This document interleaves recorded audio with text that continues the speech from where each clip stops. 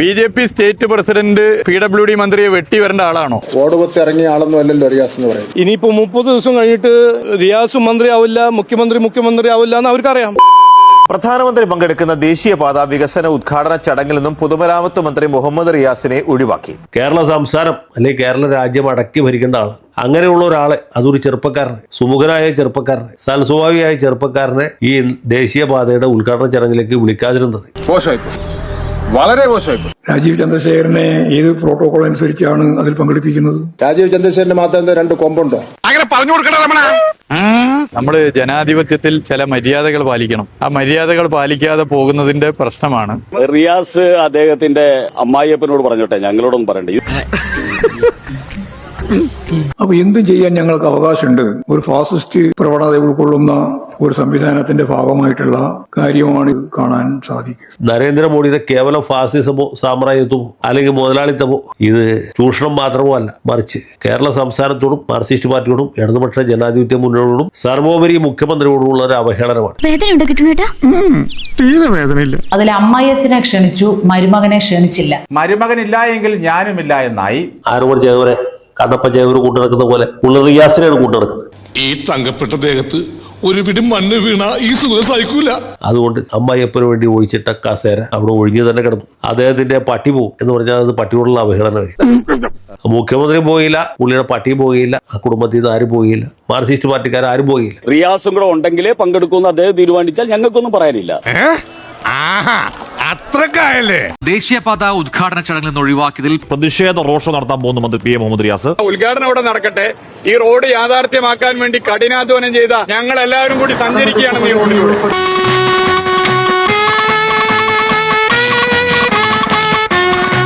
സമാന്തര പാത നിർമ്മിച്ചില്ലല്ലോ. സമാന്തര റോഡ് ഷോ ഒക്കെ എളുപ്പമാണ്. അതൊക്കെ ഒരു ഇലക്ഷൻ ഗിമ്മിക്സ് ആണ്. ഇവരിങ്ങനെ ഒരു വിവാദം തെരഞ്ഞു നടക്കുന്ന ഒരു പാർട്ടിയാണ് CPM. അവർക്കറിയാലോ. ശ്രീ മുഹമ്മദ് റിയാസ് കരഞ്ഞിട്ട് പ്രത്യേകിച്ച് കാര്യമൊന്നും ഈ വിഷയത്തിൽ ഇല്ല എന്നുള്ളത് മനസ്സിലാക്കണം.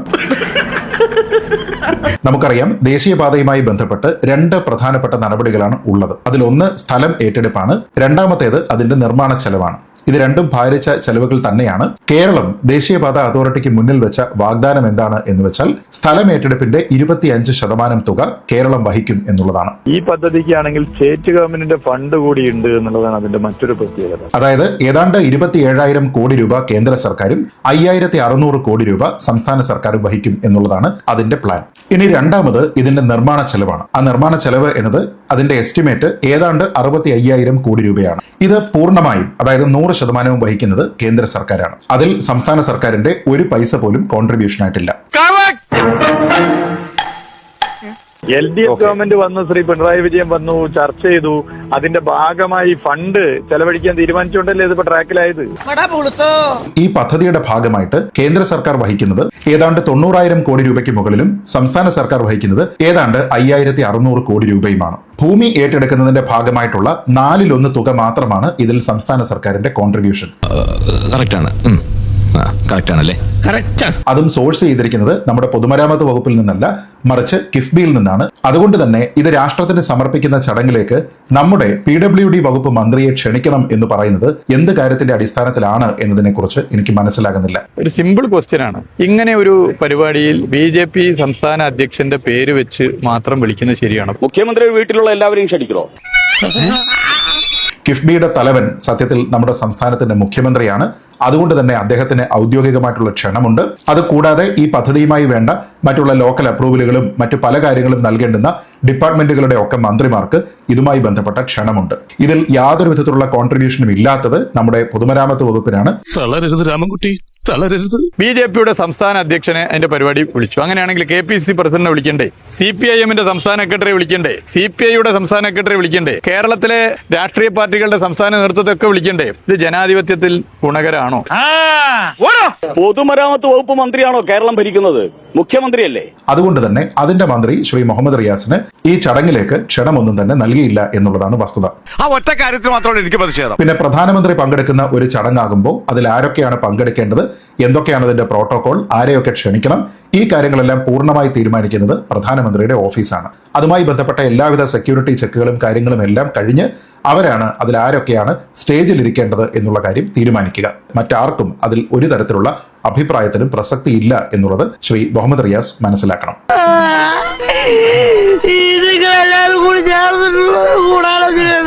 നമ്മൾ ജനാധിപത്യത്തിൽ ചില മര്യാദകൾ പാലിക്കണം. ആ മര്യാദകൾ പാലിക്കാതെ പോകുന്നതിന്റെ പ്രശ്നമാണ്. ദേശീയപാത ഇവിടെ കേരളത്തിലെ ഏതെങ്കിലും ഒരു കുടുംബത്തിന്റെ പാതയല്ലല്ലോ. ഇനി കഴിഞ്ഞ വർഷം മലപ്പുറത്ത് ദേശീയപാതയിൽ അവിടെ ഒരു ഭാഗം തകർന്നു വീണു, അങ്ങനെ ഒരു സംഭവം ഉണ്ടാകുന്ന സമയത്ത് നമ്മുടെ പിണറായി മാമൻ പറഞ്ഞ എന്തായിരുന്നു? അതിന്റെ ആ മുതൽ വരെയുള്ള കാര്യങ്ങൾ നിർവഹിക്കുന്നത് പൂർണ്ണമായും നാഷണൽ ഹൈവേ അതോറിറ്റിയാണ്. അതിന് ഒരു തരത്തിലുള്ള പങ്കാളിത്തവും നമ്മുടെ പൊതുമരാമത്ത് വകുപ്പിനോ കേരള ഗവൺമെന്റിനോ ഇല്ല.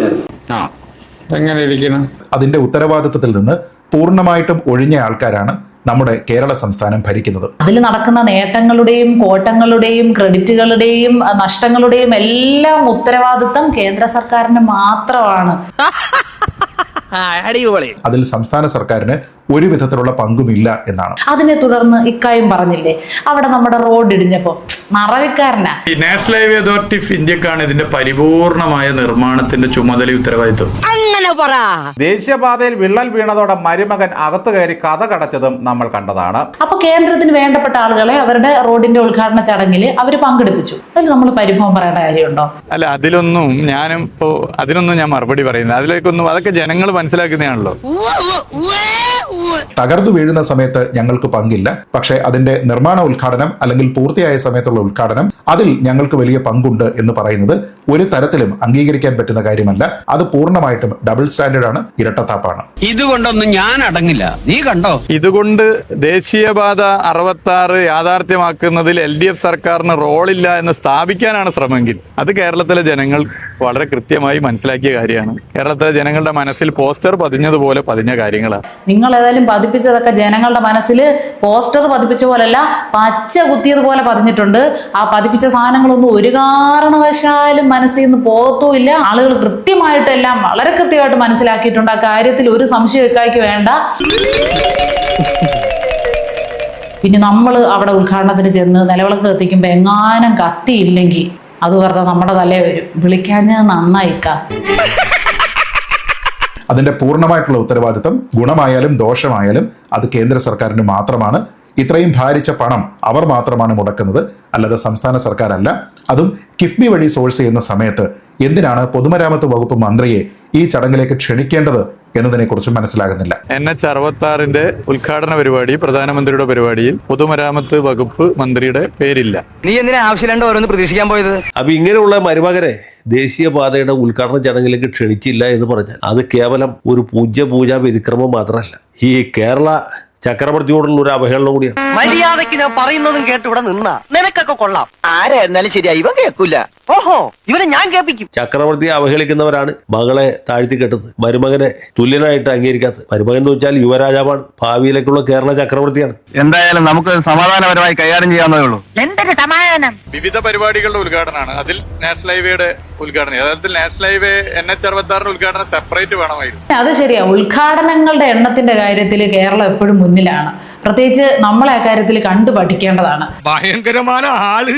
മുഖ്യമന്ത്രി 3 ഉദ്ഘാടനമാണ് മറ്റേത് നടത്തിയത്. തുരങ്കപാത, ഒന്ന് സർവേ ഉദ്ഘാടനം, ഒന്ന് നിർമ്മാണ ഉദ്ഘാടനം, അത് കുഴപ്പമില്ല. രണ്ടാമത് ബ്ലാസ്റ്റിംഗ് ഉദ്ഘാടനം. ലോക ചരിത്രത്തിൽ ആദ്യമായിട്ടാണ് തെരഞ്ഞെടുക്കപ്പെട്ട ഒരു ഭരണാധികാരി പാറ പൊട്ടിക്കൽ ഉദ്ഘാടനം ചെയ്യുന്നത്, ബ്ലാസ്റ്റിംഗ് ഉദ്ഘാടനം ചെയ്തത്. ആദ്യമായിട്ടാ, ചരിത്രത്തിൽ ആദ്യമായിട്ടാ. നമ്മളുടെ ഒരു കുഞ്ഞു പുൽനാമ്പും നമ്മൾ വലിച്ചു പറിച്ചു വെക്കുന്നത് പോലും ഓരോ പ്രത്യേക ചടങ്ങുകളാക്കി മാറ്റി ഓരോ പ്രത്യേക റീലുകൾ ഉണ്ടാക്കി നാട്ടുകാരെ അറിയിക്കണം നമ്മൾ ഇവിടെ എന്തൊക്കെയോ വികസിപ്പിക്കുന്നുണ്ടെന്ന്. അതിങ്ങനെ പൊക്കി പിടിച്ച് നടക്കൽ അല്ല ഞങ്ങളെ പണി, പദ്ധതി യാഥാർത്ഥ്യമാക്കുക എന്നുള്ളതാണ്.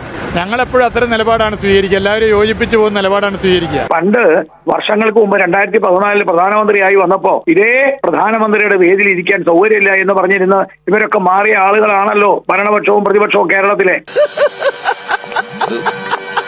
നമ്മൾ ജനാധിപത്യത്തിൽ ചില മര്യാദകൾ പാലിക്കണം. ആ മര്യാദകൾ പാലിക്കാതെ പോകുന്നതിന്റെ പ്രശ്നമാണ്. ഒരു പഞ്ചായത്തിൽ തന്നെ ഇപ്പോൾ ഒരു 5 പരിപാടി ഉണ്ടെങ്കിൽ അത് 5 ദിവസമായിട്ട് നമ്മൾ നടത്തുള്ളൂ. ഒന്നിച്ചൊരു ദിവസം നമ്മൾ നടത്തത്തില്ല.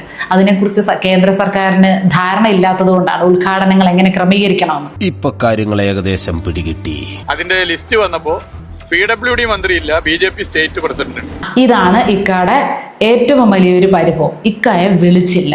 രാജീവ് അണ്ണനെ വിളിച്ചിട്ട് പോലും ഇക്കയെ വിളിച്ചില്ല. BJP സ്റ്റേറ്റ് പ്രസിഡന്റ് PWD മന്ത്രിയെ വെട്ടി വരേണ്ട ആളാണോ? അല്ല, ഈ വെട്ടി മുന്നോട്ട് വന്നവരുടെ കാര്യം പറയുമ്പം ഒരു കാര്യം പ്രത്യേകം പറയാതിരിക്കാൻ നിവർത്തിയില്ല. സീനിയർ ആയിട്ടുള്ള എത്രയോ നേതാക്കന്മാരെ വെട്ടിയാണ് ഈ മന്ത്രിസ്ഥാനം കയ്യിലെടുത്തത്. ഇവിടെ റിയാസ് എല്ലാ അർത്ഥത്തിലും യോഗ്യനാണ്, പദവിയിലുള്ള ആളാണ്. മുഖ്യമന്ത്രിയുടെ മരുമകൻ എന്നതല്ല റിയാസിന്റെ യോഗ്യതയാണ് ഇവിടെ പരിഗണിക്കപ്പെടേണ്ടത്. അത് നീ തെളിയല്ലോ, ഒരുപാട് തെളിയല്ലേ, അതൊക്കെ നമ്മളറിയാം.